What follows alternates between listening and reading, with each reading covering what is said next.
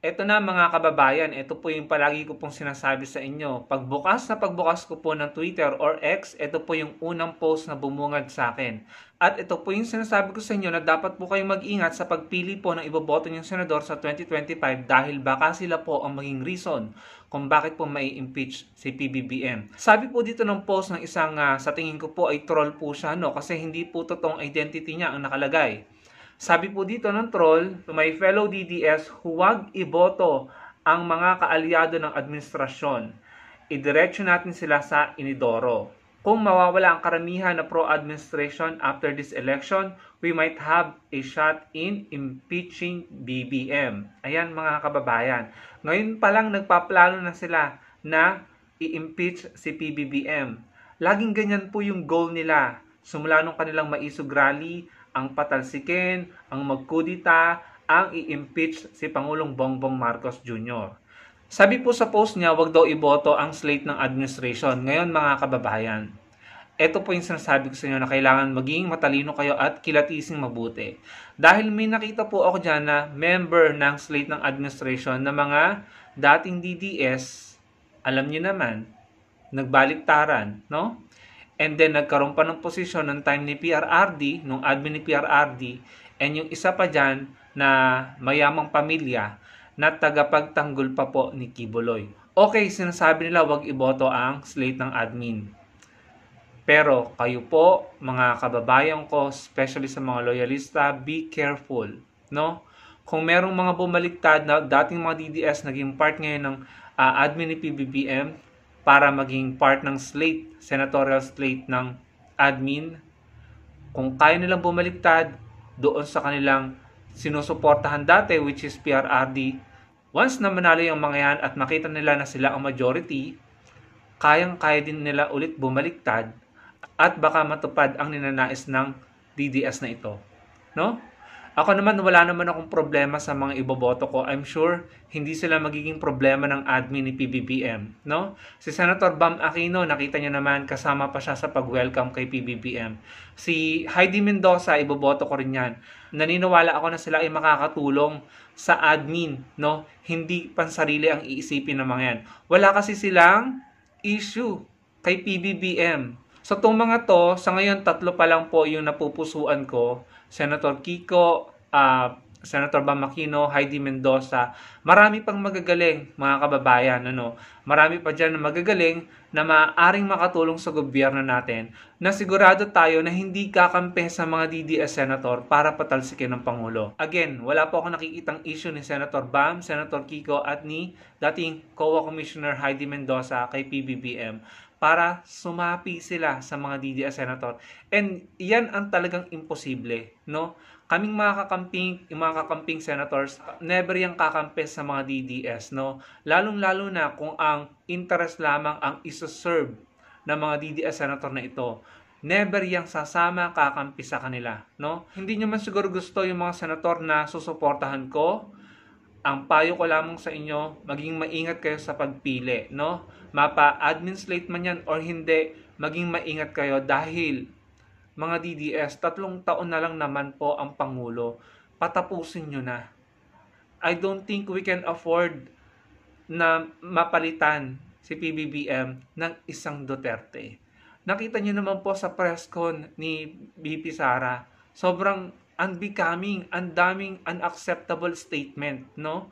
Nasa tingin ko, yung kanyang, hindi lang ako nagsasabi nito, maraming nagsasabi na yung kanyang kalalagayan o yung kalagayan niya ay hindi pang presidente, na hindi niya kakayaning mamuno ng bansa. So kung ang plano ng mga ito, ng mga DDS na yan, ay may isa katuparan dahil maraming DDS senator ang mananalo, I don't know what's gonna happen, mga kababayan.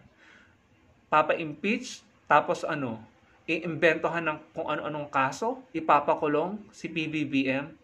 Yan po ang lagi kong sinasabi sa inyo na mag-ingat kayo.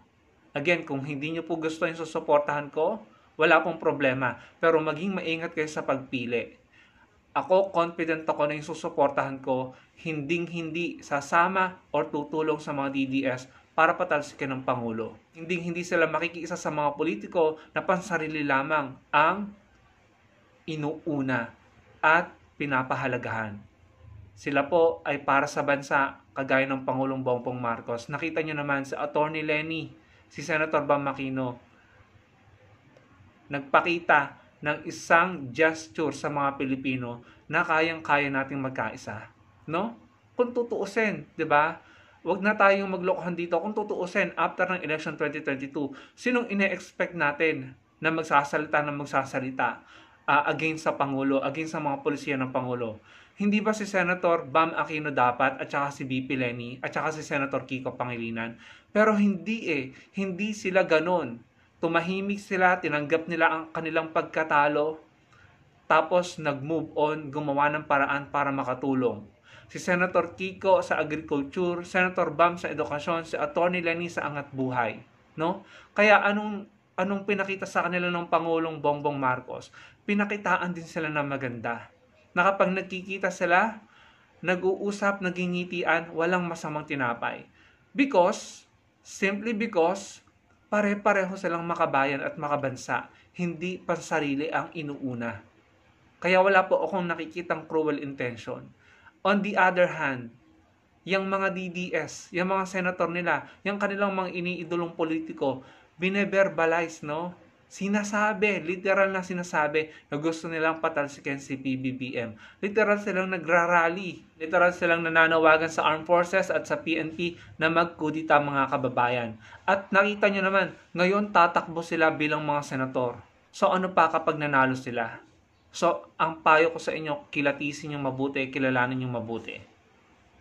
Merong mga low-key TDS dyan. And ako, hindi ko po alam kung anong mangyayari if mapalitan po si PBBM. 3 taon na lang mga DDS. Patapusin nyo na po, no? On the other hand, gusto ko rin sabihin sa inyo to na hindi rin naman ako nangangamba. Dahil unang-una, wala silang maibabatong issue para maging ground for impeachment sa Pangulo. Yun po yung nakikita ko ngayon. Wala akong nakikitang pwede nilang panghawakan para maging ground for impeachment. Pangalawa, sa palagay nyo mga DDS, natatakot sa inyo ang mga Marcos? No. Hindi nga kayo makapaggawa ng movement, no? At lahat ng iniidolo nyo, karamihan sa kanila nagtatago, tumatakas. Tapos sa palagay nyo matatakot ang mga Marcos sa inyo, si PBBM? Hindi na nga lang siya nagsasalita. Nakita niyo naman kung anong pinagsasabi ni VP Sara kay PBBM, no? Na talaga namang hindi ka tanggap-tanggap. Nagsalita ba ang Pangulo? Nagbigay ba ng reaksyon? Wala.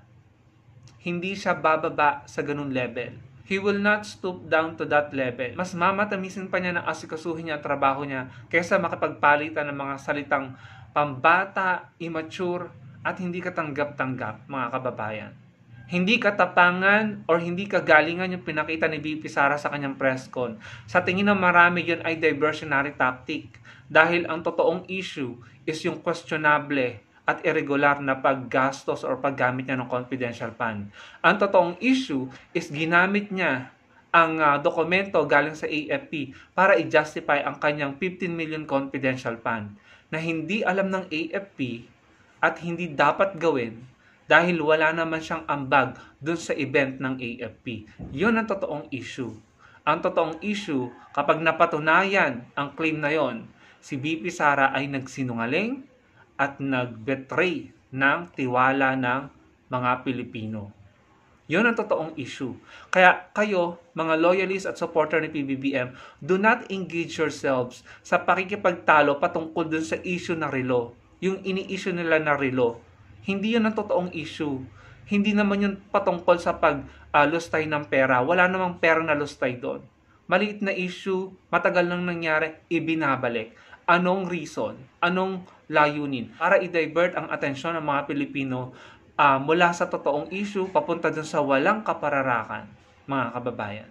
Ang totoong issue ay yung confidential fund, yung malaking halaga na ibinabayad sa safe house na dinaig pa ang NBI, FBI, PNP at AFP sa sobrang mahal. Sa loob ng 11 days, 16 million. Sino yung mga itinago sa safe house na yon? Bakit ganong kamahal? At anong uri ng safe house yon? Yon ang totoong issue. Kaya atat na atat ang mga ito na ipa-impeach si PBBM. Noon pa man, nung 1 taon pa, or nung early months of this year. Yan na yung ginagawa nila. Pero ilang beses silang sumablay, ilang beses silang pumalpak. Kaya eto na lang ang resort nila. Magpa-press con, magsabi ng masasakit na salita, yung hindi mo alam kung tama pa ba yung takbo ng pag-iisip. Ayun na lang ang nahuhuling barahan nila, ang ipa-impeach ang Pangulo. Kaya wag natin silang bigyan ng pagkakataon na maipanalo ang kanilang mga politiko, dahil kung hindi, pare-pareho po tayong kawawa. No? Confident ako na siguro kahit pa ikilos nila yan, hindi sila magtatagumpay. Sa inyo, mga DDS, do not underestimate A. Marcos.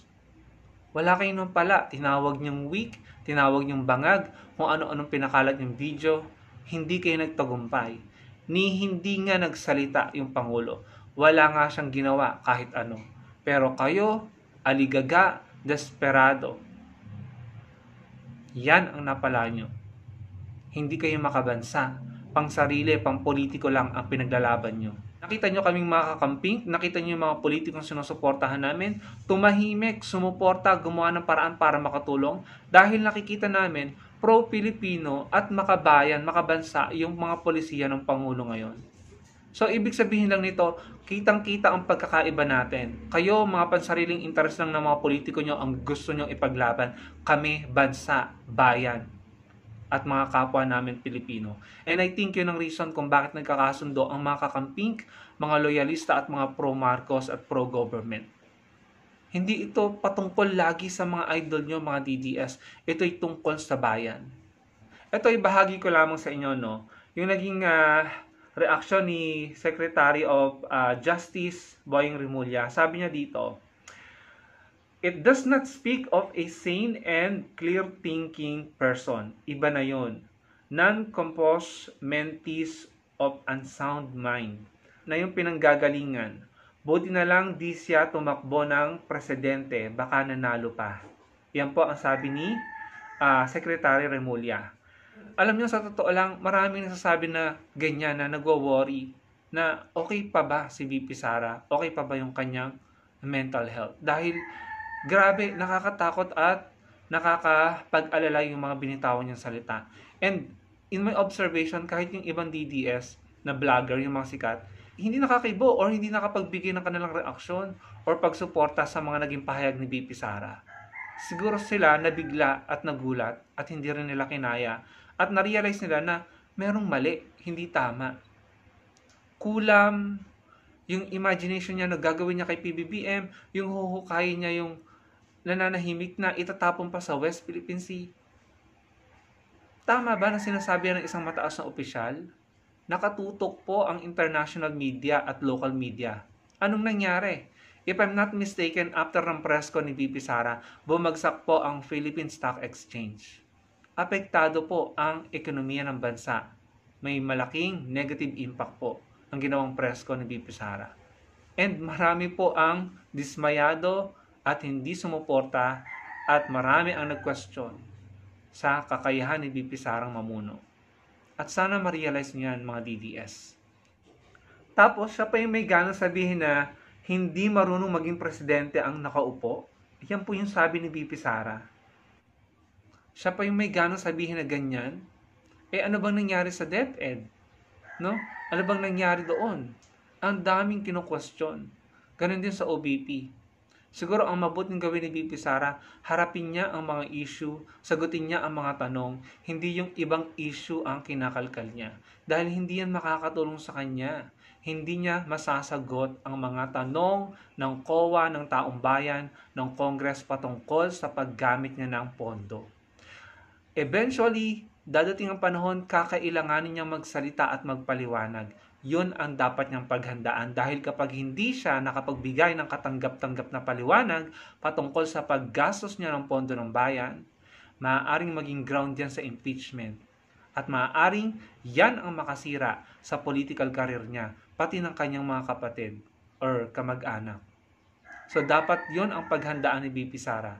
And then tomorrow, si dating Pangulong Duterte ay haharap po, no, kung a-attend siya. In-invite na po kasi siya ng Congress na umattend sa hearing ng EGK or ng Quadcom, no? So sana umattend siya nang malaman natin kung ano yung side niya dahil ang dami po, no? Imagine, yung mga testimony ni Garma, ni Kerwin Espinosa, yung mga kaalyado nila na tumakas at nagtatago, si Harry Roque, no? Yung iba nakakulong na, si Kibuloy. Si Kibuloy, ang tagal nag-resist, ang tagal nagtago. Pero eventually, at the end of the day, sa kulungan pa rin po yung kinahantungan niya. Dahil kung meron ka talagang ginawang masama, mananagot at mananagot ka. On the other hand, kung alam nyo na malinis kayo at wala kayong ginawang illegal at tapat kayo sa mga Pilipino, wala kayong dapat katakutan, lalabas ang totoo na kayo mga inosente. Pero much like sa nangyari kay dating Senadora Laila de Lima. Ang tagal nilang pinahirapan, pinakulong, pero siya pa rin ang nagtagumpay at napatunayan niya na inosente siya. So dapat ganun. Dapat ganun ang mga leader niyo, mga DDS. Na kung walang ginawang masama, humarap, lumaban, sa korte, patunayan na inosente, dapat ganun. Pero hindi kabaliktaran ang nangyayari. No? Na matatalino na ang mga tao. Ang ginagawa, pag-iwas, pagtatago, pagpapalusot, pagyayabang, pagbabanta, pagpapapreskon, pagkalkal ng ibang issue para magkaroon ng diversionary options, yun ang ginagawa. So, anong mensaheng sinasabi sa atin ito? Sa ating mga Pilipino, may guilt, may tinatago, may kinatatakutan na panagutan sa batas. Yun lamang mga kababayan, matatalino kayo, matatalino tayo. Pairalin po natin ang ating talino at utak. No? Marami pong salamat sa panonood. Sana po may takeaways kayo at huwag niyong kalimutang i-like ang video natin at magkita-kita po tayo sa susunod kong video. Maraming pong salamat.